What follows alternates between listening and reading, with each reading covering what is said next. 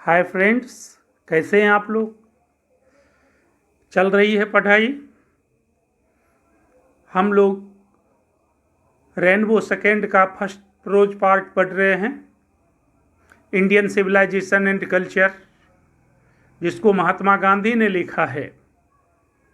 हम लोग इससे पहले वाले वीडियो में आठवां पैराग्राफ तक पढ़ चुके थे। अब हम लोग है ना इस वीडियो में है ना 9th पैराग्राफ से पढ़ना शुरू करेंगे।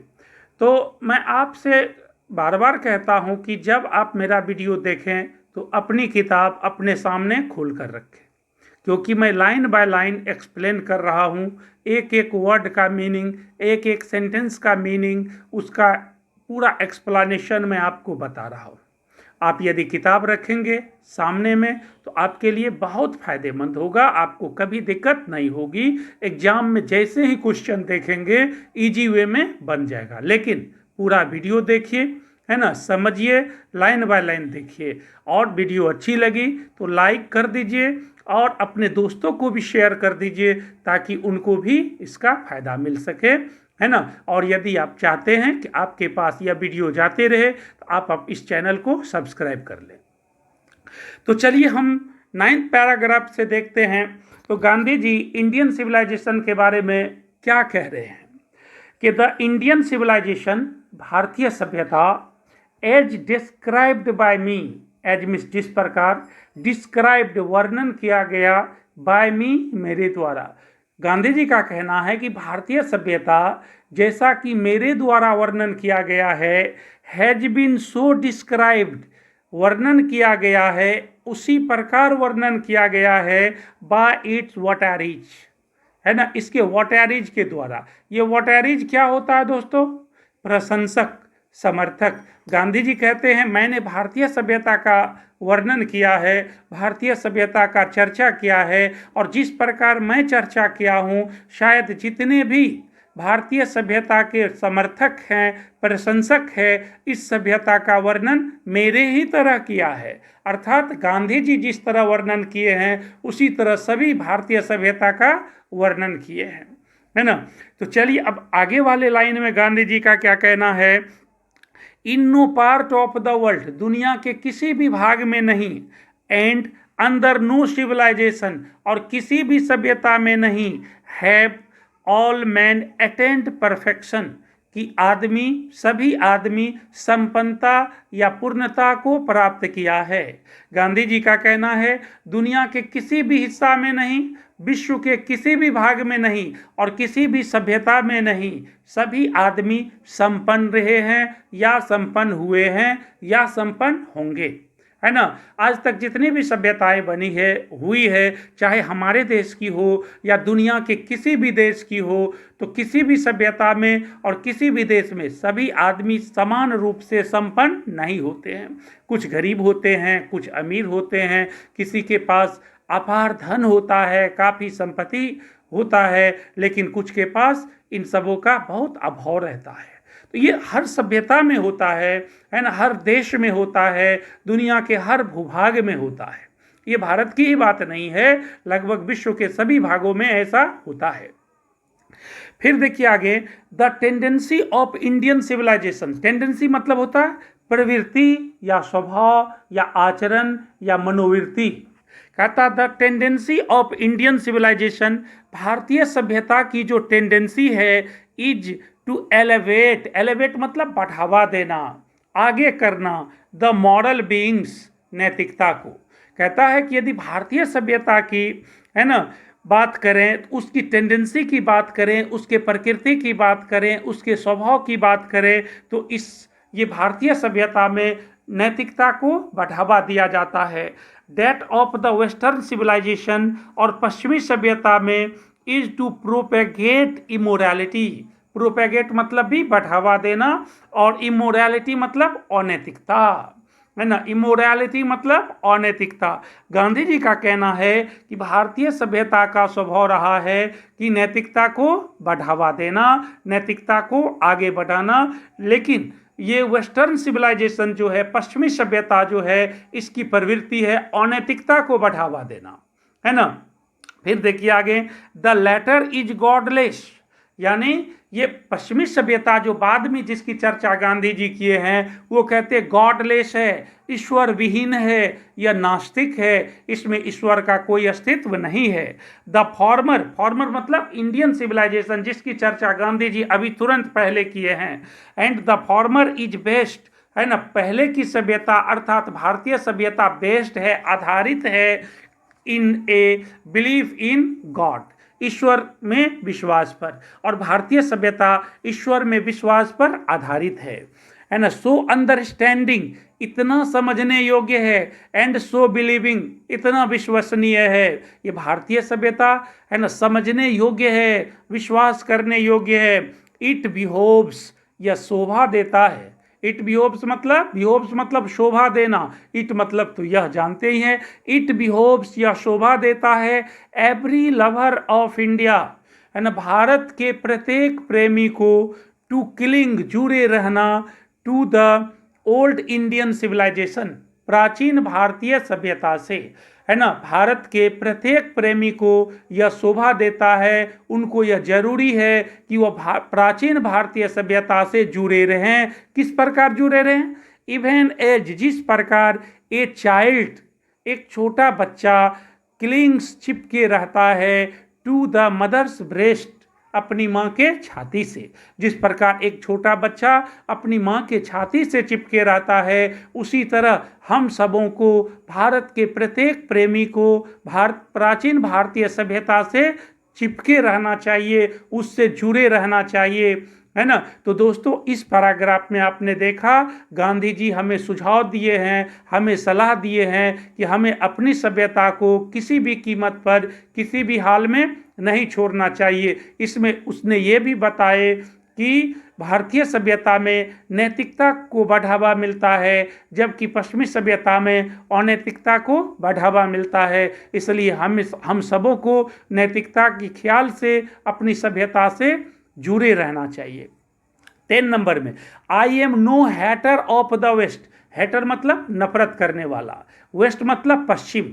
गांधी जी का कहना है कि मैं पश्चिमी सभ्यता से नफरत नहीं करता हूँ, मुझे उससे कोई नफरत नहीं है।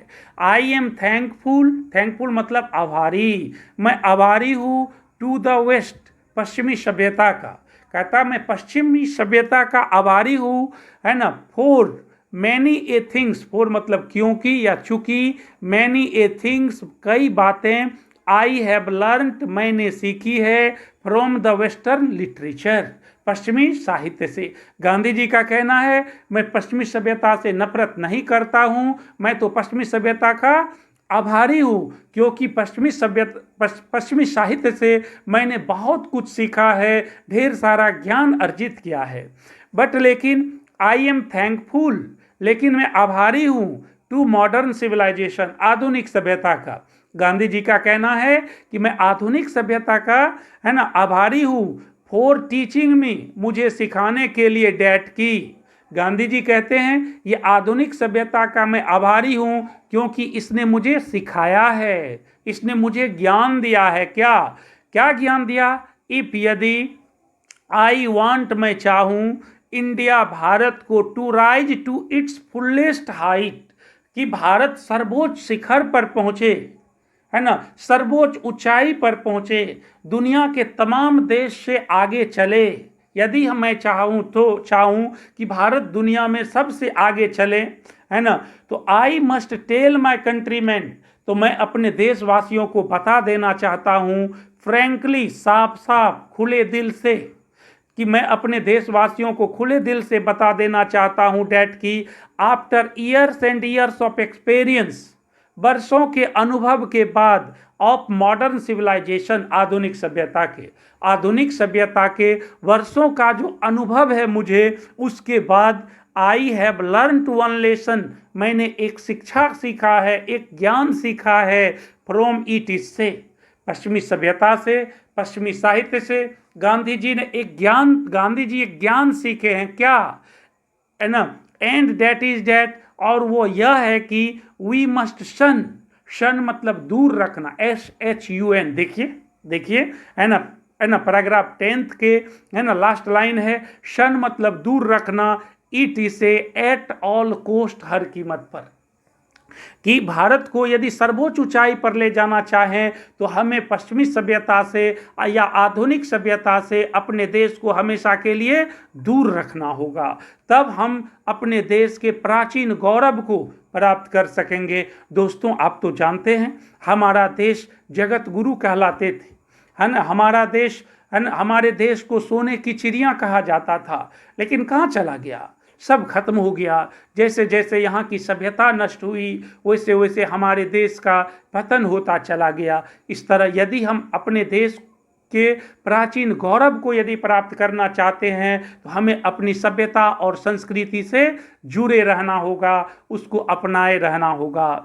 तो आपने देखा इस वीडियो में गांधी जी का कहना है कि वो पश्चिमी सभ्यता से नफरत नहीं करते हैं, क्योंकि है ना, ये इसलिए नफरत नहीं करते हैं क्योंकि उससे उन्होंने बहुत कुछ सीखा है, बहुत ज्ञान प्राप्त किया है ना, और वो पश्चिमी सभ्यता के आभारी हैं, उनका कहना है। और वो कहते हैं अपने देशवासियों को सलाह देते हैं, सुझाव देते हैं, और वो कहते हैं यदि आप चाहते हैं कि भारत को प्राचीन गौरव प्राप्त हो, भारत अपने सर्वोच्च ऊंचाई को प्राप्त करे, विकास के सर्वोच्च ऊंचाई पर पहुंचे, तो आपको इस आधुनिक सभ्यता से इस है ना अपने देश को क्या करना है, अलग रखना है, दूर रखना है।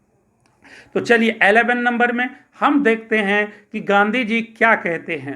कहता है what is the modern civilisation. Gandhi ji कहते हैं 11 वाला देखिएगा paragraph, what is the modern civilisation, आधुनिक सभ्यता क्या है। What is the modern civilisation, आधुनिक सभ्यता क्या है। गांधी जी उसका एक्सप्लेन कर रहे हैं, आधुनिक सभ्यता है क्या, होता क्या है। It is the worship of material. Gandhi ji कहते हैं इट इज या वर्शिप, वर्शिप मतलब पूजा, ऑफ मटेरियल, मटेरियल मतलब भौतिकवाद, भौतिकता, यह भौतिकता की पूजा है, यह धन की पूजा है ना। ये आधुनिक सभ्यता धन की पूजा है। इस सभ्यता में लोग धन के पीछे ज़्यादा भागते हैं, लेकिन भारतीय सभ्यता की बात करें तो नैतिकता के पीछे ज़्यादा भागते हैं। It is the worship of brute in us, it is the worship, यह पूजा है ऑफ ब्रूट, पाशविकता का, पशुवत आचरण का, इन अस, हमारे भीतर, हमारे भीतर जब पशुवत आचरण हो जाए, पाशविक स्वभाव हो जाए, हम आदमी को आदमी नहीं पूजने लगेंगे, तो समझिए ये पश्चिमी सभ्यता का प्रभाव हमारे ऊपर है ना। तो दोस्तों, तो हमें अपने पश्चिमी सभ्यता से हर हमेशा दूर रखना होगा। जब हम पश्चिमी सभ्यता को एडॉप्ट करते हैं तो इसका मतलब हम पैसे की पूजा करते हैं, इसका मतलब हमारे अंदर पशुवत आचरण ग्रो करता है, बढ़ता है, पनपता है, और हम अपने धर्म को, हम अपने परंपरा को, अपने संस्कार को छोड़ देते हैं और अपनी सभ्यता से दूर होते चले जाते हैं। It is unadulterated materialism, unadulterated मतलब पूर्णतः, मटेरियलिज्म मतलब भौतिकवाद। ये आधुनिक सभ्यता पूर्णतः भौतिकवाद है, पूर्णतः भौतिकवाद है। And modern civilisation is nothing, modern civilisation कुछ है नहीं। क्यों, कब कुछ नहीं है, कैसे कुछ नहीं है, देखिए है ना। And modern civilisation is nothing, आधुनिक सभ्यता कुछ नहीं है, नथिंग मतलब कुछ नहीं है। इफ यदि इट डज नॉट थिंक, यदि यह नहीं सोचे, एट एवरी स्टेप, प्रत्येक कदम पर, of the trump of the material civilisation. ये आधुनिक सभ्यता, पश्चिमी सभ्यता जिसको आप कहते हैं, यही आधुनिक सभ्यता है। ये पश्चिमी सभ्यता ये कुछ नहीं है, ये जीरो, खत्म है, बिल्कुल कुछ नहीं है यदि इसमें से मटेरियल को हटा दिया जाए, भौतिकता को हटा दिया जाए। भौतिकता है, ये पश्चिमी सभ्यता है। तो दोस्तों, ये 11 नंबर पैराग्राफ जो था, इसमें गांधी जी आधुनिक सभ्यता को डिफाइन किए, बताए। उनका कहना है कि मॉडर्न सिविलाइजेशन जो है मटेरियल की पूजा है और ब्रूट की पूजा है, पशुवत आचरण की पूजा है, यह पूर्णतः भौतिकवाद है ना। तो ये पूर्णतः भौतिकवाद है। यदि भौतिकता को इस सभ्यता से दूर कर दें, हटा दें, तो यह पूर्णतः खत्म हो जाएगा, यह कुछ नहीं रहेगा। तो दोस्तों, देखा आपने 9, 10th और 11th पैराग्राफ पढ़ा, गांधी जी के सलाह को समझे, सीखे इसमें गांधी जी क्या कह रहे हैं। मुझे उम्मीद है ये पार्ट आपको अच्छा लगा होगा। अच्छा लगे तो लाइक, शेयर और सब्सक्राइब करना नहीं भूलें। Thank you for watching the video.